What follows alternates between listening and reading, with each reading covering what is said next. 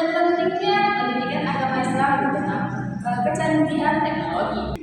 Dalam episode kali ini kita akan membahas berbagai tantangan yang dihadapi orang tua di dunia digital, manfaat terbesar yang bisa diambil dari teknologi, dan tentunya bagi pendidikan agama Islam dapat menjadikan landasan yang kokoh untuk pendidikan anak-anak kita agar tumbuh menjadi generasi yang cerdas, beriman, dan kebijakan dalam menghadapi dunia digital.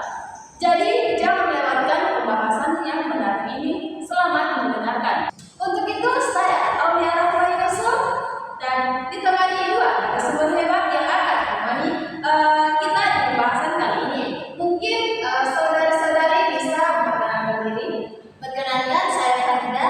Terima kasih sudah mengundang saya di acara podcast ini. Dan saya Fitri Arifah, dan terima kasih telah mengundang saya di acara kali ini.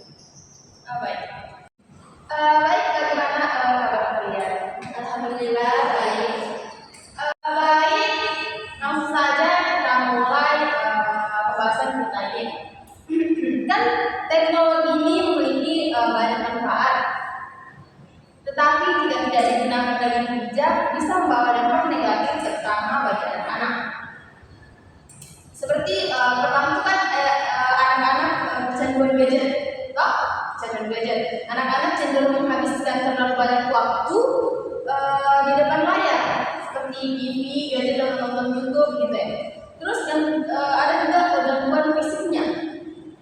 Terlalu lama menatap layar menyebabkan kelelahan mata, kurangnya beraktivitas, dan duduk terlalu lama.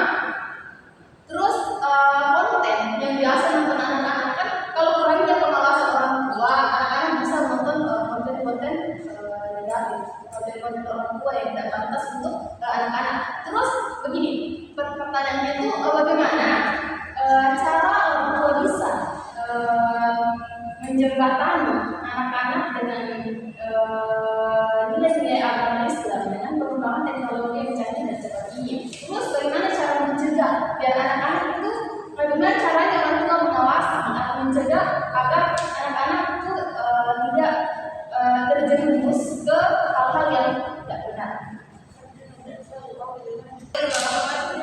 Sebenarnya tuh gampang, ajak anak belajar agama lewat teknologi, misalnya nonton YouTube, ceramah-ceramah pendek seperti film kartun kayak Nisa sama Rara, itu sangat bagus. Oh, belum dia Ya, seperti. Terus bagaimana cara agar anak-anak tidak nonton video negatif gitu ya kan? Anak-anak cepat banget berubah gitu ya. Kalau dia tuh kalau film orang tua yang harus diperhatikan itu langsung pasti penasaran. Nah, jangan lupa kita harus mendampingi, makanya orang tua itu harus mendampingi anak. Jangan sampai mereka niatnya cari ceramah, yang keluar malah lempar-lempar tepung. Iya. Sebenarnya teknologi itu teman, bukan musuh. Ada aplikasi seperti Al-Quran digital, game edukasi seperti kisah-kisah Nabi, tontonan di YouTube, ceramah-ceramah pendek itu sangat bagus untuk anak.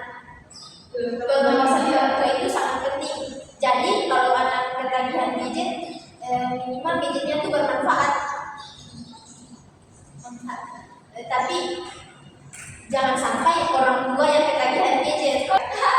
Jangan sampai anak ngomong kayak udah sholat belum karena terlalu sibuk main gadget. Terus pertanyaan yang kedua ini, apa tantangan terbesar yang dihadapi orang tua dalam mendidik anak di era digital ini, di era yang sangat canggih?